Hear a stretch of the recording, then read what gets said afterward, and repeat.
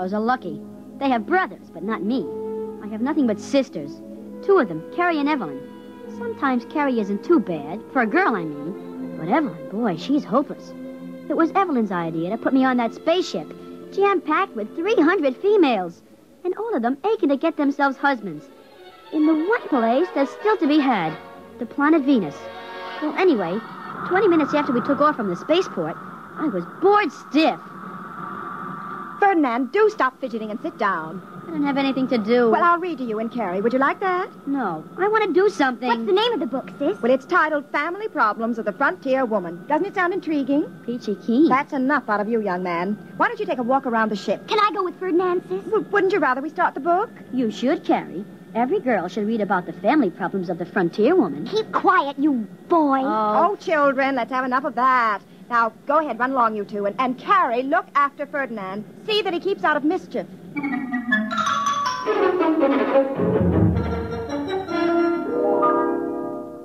Gee, this is one big ship, isn't it? Uh-huh. I sort of wish we were on a cargo ship instead of this liner. Why? This is super. On a cargo ship, we could go climbing from deck to deck on a ladder. We could even go to the bridge or the forecastle and talk with the crew. That's silly.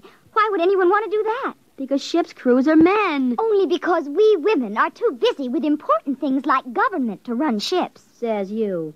Hey, what are you looking at? This sign. In the event of disaster affecting the oxygen content of the companionway, break glass with hammer upon wall. Remove spacesuit and proceed to don it. Boy, I hope we have that kind of a disaster. I sure would like to get into one of those. Oh, you're silly. Hey, let's go exploring down this way. I see some portholes. And I see a sign that says, notice, passengers are not permitted past this point. Come on, there's no one around. And besides, I'm not really a passenger. Ferdinand, you say you're not really a passenger. Well, what do you mean? You have to be a citizen of a planet in order to get a passport, right? I'm not sure. Well, I'm telling you. Ever since they passed that Male Suffrage Act, only women can be Earth citizens. You and Evelyn are passengers, all right. But me, I'm just a male dependent. So when a sign says, off limits for passengers, doesn't mean me. I'm not a passenger, see? Keep away from that door, Ferdinand. Can't you see the sign? You and your old signs. Ferdinand, let's go back to the cabin. I want to see what's behind this door. If you don't come back with me this very minute, I'll tell Evelyn. So what? Hey, this looks like a sonic clock. I wonder if it works by knock or voice. Ferdinand, I'm going. Say, I remember one voice key. I wonder if it'll work. 2023, open sesame. Ferdinand!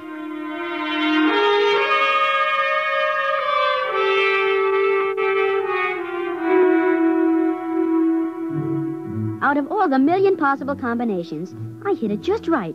The door clicked open into a dimly lit hole. As the door closed, a hand closed around my throat. The lights came on, and I found myself staring up the muzzle of a highly polished blaster, held by the biggest man I'd ever seen.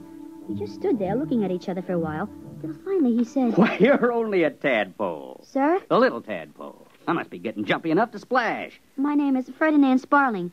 I'm very pleased to meet you, Mr. I hope for your sake you aren't a tadpole brother to one of them husbandless Anura. Husbandless what? Anura, herd of females looking a nest. I come from Flatway, folks. You're a Venusian? Yep. What part of Earth are you from? And what are you doing on a spaceship to Venus? You know, the 3 out of 4. How's that? The 3 out of 4. No more than 3 women out of every 4 on Earth can expect to find husbands. Not enough men to go around, with the Third Atomic War and all. Why, back in the 20th century, some of our best men went to the planets. My sister Evelyn says that by now, most of the men on Earth aren't even worth marrying. That's for sure. Those busybody Anura took care of that. Earth, what a place. I had a belly full. Why did you come in the first place? I came looking for a wife. Women are pretty scarce on Venus. I heard that there was a surplus of them on Earth. I can't understand why any man would even want to marry a woman. How old are you, Tadpole? 13, almost 14. Well, that explains a lot of things, Tadpole. It doesn't explain why you're heading back to Venus. Because I was in trouble the minute I landed on that woman's world. I didn't know I had to register at a government-operated hotel for transient males. Imagine, they told me a man couldn't say anything in court. All talking was done by female attorneys to a female judge. But I told him off. I told him where I come from, a man spoke his piece when he had a mind to, and his woman walked by his side. Well, what happened? Oh, I was found guilty of this and contempt of that. But I wasn't going to serve all those fancy little prison sentences, so I broke out and stowed away. You mean that you're breaking the law right now? Sure, aren't you? I guess so. I'm also a man outside the law. We're in this together. Shake, Ferdinand. Ferdinand? That's not a right label for a sprouting tadpole. I'll call you Ford. My name's Butt. Butt Lee Brown. Is Butt a nickname like Ford? Yeah, short for Alberta. But I haven't found a man who can draw a blaster fast enough to call me that. You see, Pop came over in the 80s with the first wave of immigrants from Ontario. Named all of us boys after Canadian provinces. I was the youngest, so I got the name they were saving for a girl. Golly, Mr. Butt, you must have had a lot of brothers. Yeah, full nest. They're Sass. His real name is Saskatchewan. Manny after Manitoba. And Uke, he was named for Yukon. I got one for every province and territory in Canada. Golly, all I have is 2 sisters. Oh? Tell me about them. Well, there's Carrie. She's almost 16. Yeah, well, how about your other sister? She a little older? She's old, all right. Evelyn's almost 21. She pretty? Who? Your sister Evelyn. Oh, I don't know. She's healthy. She's got very good teeth. If I know her breed, she's bossy and opinionated. Well, I know the women. There goes the dinner gong, Ford. You better scat. Growing tadpoles need their vitamins. Could I bring you some chow? I could stuff it in my pocket and sneak it back here. No, thanks. I've stashed away enough provisions. I got plenty of kelp and Venusian mud grapes to last the trip. Oh, you better shove off, Ford. They'll start looking for you. Guess I had better. Well, I'll see you right after dinner, Mr. Butt. Just plain butt to you, Ford. Oh, okay. I'll be seeing you. 2023. Open sesame.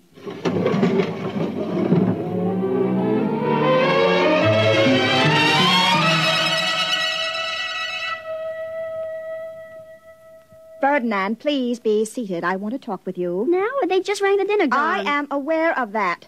Now, where have you been? Around. I demand a straight answer. Where have you been, Ferdinand? I told you, sis, around. And don't call me Ferdinand. Call me Ford. That's what Butt calls me. But who is Butt? Oh, nobody. I just made it up. Ferdinand. I can't tell you. I can't. You must. Well, you promise you won't turn him in. Well, Butt's my friend. He's a Venusian. He's going home. Aboard our ship, the Eleanor Roosevelt? Ferdinand, don't you realize you've been consorting with a stowaway, a criminal? What sort of antisocial ideas has this warmongering masculinist been putting into your head? Butt's a nice guy. He asked about you. Oh, indeed. I told him you had very good teeth. Really? Well, take me to this man. I will if you promise not to turn him in. No, I promise.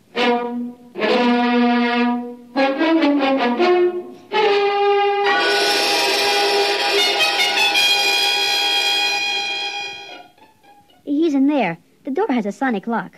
I know the combination. Watch. 2023. Open sesame. Oh, it's so dark in there. But, hey, Butt, I brought along my sister Evelyn. She'd like to meet you. It's all right. Put on the lights. Oh. An honor, Miss Sparling. Please come right in. First, Mr. Butt, I It's want... Brown. Butt Lee Brown. First, Mr. Brown, you realize that you are committing 2 crimes. 1, the political crime of traveling without a visa, and 2, the criminal act of stowing away without paying your fare. Golly, sis, that's no way to talk to Butt. I take it you either have no defense or care to make none. I wonder if all the Anura talk like that. And you want to foul up Venus. We haven't done so badly on Earth after the mess you men made of politics. Hear, hear. Yeah, here. Oh, you keep quiet, Ferdinand. And another point, Mr. Butt Lee Brown. I don't suppose you know that under space regulations, you've made this poor child an accessory. Butt didn't make me anything. Let's not talk law, female. Let's talk sense. I'm in trouble because I went to Earth to look for a wife. You're standing right here now because you're on your way to Venus for a husband. So, let's. Let's? Let's what? Are you daring to suggest Now, that... Miss Sparling, no hoopla. I'm saying let's get married, and you know it. Gee, sis, say yes. And what makes you think that I consider you a desirable husband? Figure it this way. If you wanted a poodle, you're pretty enough to pick one up on Earth. When you go charging off to Venus, you don't want a poodle, you want a man, and I'm one. I own 3 islands in the Galertan Archipelago. Good farmland when they're cleared. I got no bad habits, outside of having my own way. I'm passable good-looking. My teeth are good, too. Besides, if you marry me, you'll be the first mated on this ship, and that's a splash most nesting females like to make. You know, there's more to marriage than just doing... So there is. Well, we can try each other for taste. Now, me, I'd vote yes. Me too. I'd vote yes. Now I'll cast my vote.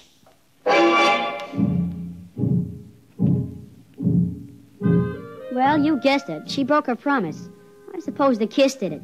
She put it a stowaway to the captain, and he sent the detail from the ship's crew to haul Butt off to the brig.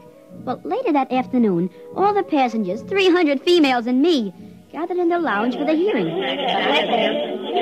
It's all on account of you. Shush! Don't shush me. You promised you wouldn't get Butt into trouble. Oh, you snitch. Shush, the captain is rapping for quiet. By authority vested in me under the Pomona College Treaty, The stowaway, a Venusian, Butt Lee Brown, will be tried for violation of Articles 16 to 21 inclusive of the Space Transport Code. Purser, bring in the prisoner. Ladies! Those cheap extroverts, and they call themselves responsible. Ladies! Dear ladies! Thank you, ladies. Butt Lee Brown, I order your person and belongings impounded for the duration of this voyage as set forth in sections 41 and 45. Captain, the sections are 43 and 45. You're quite right, Miss Sparling. Sections 43 and 45 of the Mother Anita Law Emergency Interplanetary Directives. Aren't you even going to give me a fair trial before you hang me? Ladies, I beg of you, ladies. Captain, what exactly are the charges against me? You're a stowaway. I can pay for my passage. You can? Well, then I guess we can dismiss the charges. Ladies, gentle ladies. Just a moment, Captain. Yes, Miss Sparling? I demand justice. You can't let him off that lightly. Besides, there's the other charge. What other charge? Assault. That comes under sections 18 through 35 of the McDonald Law. It does? Well, then would you tell the court in your own words exactly what happened? Well, when I first laid eyes on Mr. Brown, he seemed to be a fundamentally decent chap, despite his barbaric notions on equality between the sexes, or worse. I was positive I could shame him into a more rational social behavior and make him give himself up. Go on, Miss Sparling. Just as I was getting over the colossal impudence involved in his proposing marriage and was considering the offer seriously, on its merits, as one should consider all suggestions, he deliberately dropped the pretense of reason. Get her. Ferdinand! My name is Ford, and you're nothing but a big snitch. You promised not to get Butt into trouble. Your name is Ferdinand, and stop trying to act forcefully like a girl. It doesn't become you. Miss Sparling, did I understand you to say that you were considering Mr. Brown's proposal of marriage? That is true. I will not deny that he appealed to me. He appealed to me as most savage ancients appeal to their women, as an emotional machine. Throw the proper switches, says his theory, and the female surrenders herself ecstatically to the doubtful and bloody murk of masculine plans. I'm afraid I still don't understand.